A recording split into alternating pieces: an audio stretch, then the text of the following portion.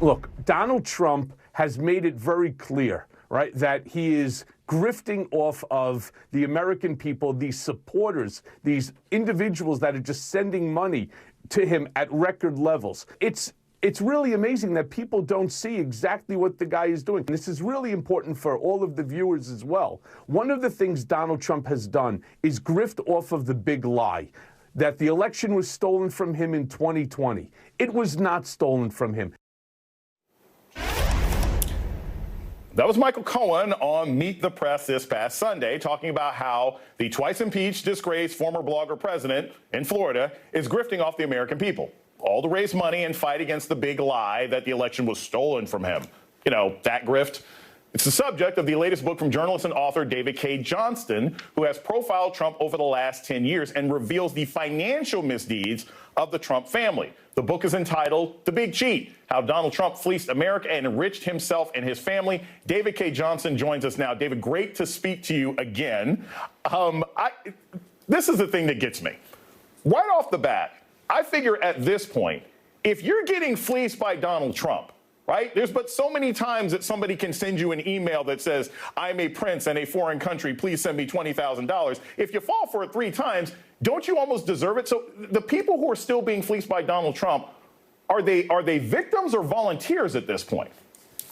Well, there certainly are people I describe in the book who were victims, like a dying man who sent $500, half of his income for the month, and then the Trump campaign tapped his bank account until they drained it.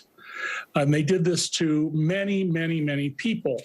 The people who are donating today, I think many of them simply have come to hate America. They're very unhappy for reasons I've described in the 33 years I've been covering Donald.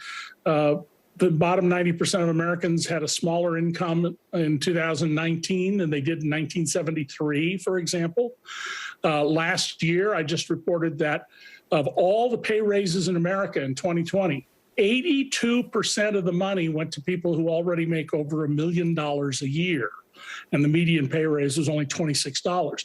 So a lot of people are really unhappy about conditions in America, and they see Donald as their savior, even though he has no capacity to do that. He's really out just to line his pockets, his family's pockets, and in his administration, encourage others, including 2 cabinet secretaries I read about, to use the government to enrich themselves and their families rather than serving the public in a position of trust.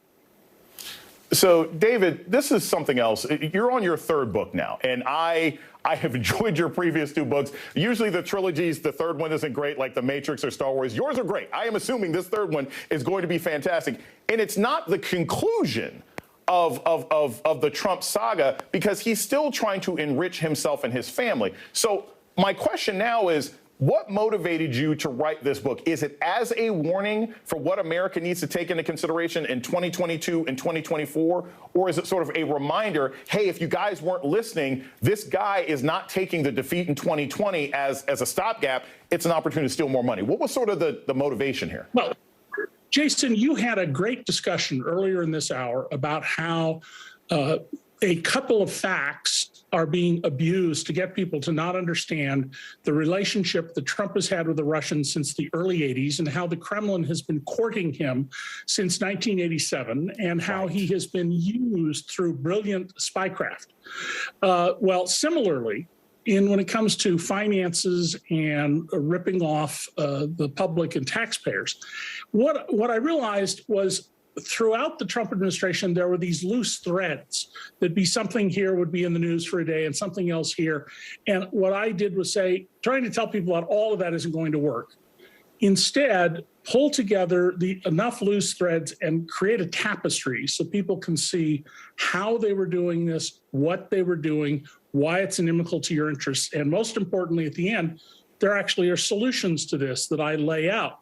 Now, since Donald Trump left office, it's very clear that what he's doing is he's become America's beggar in chief. That's how he makes his living. He begs for money, and he's going to need a lot of it once he's indicted to pay criminal defense lawyers, just in the case in Manhattan, never mind if he's indicted in the other locations. new book is The Big Cheat by David K. Johnston. You've got to get this book. He's probably the best analyst on Trump that we have. Thank you so much for spending some time with us today.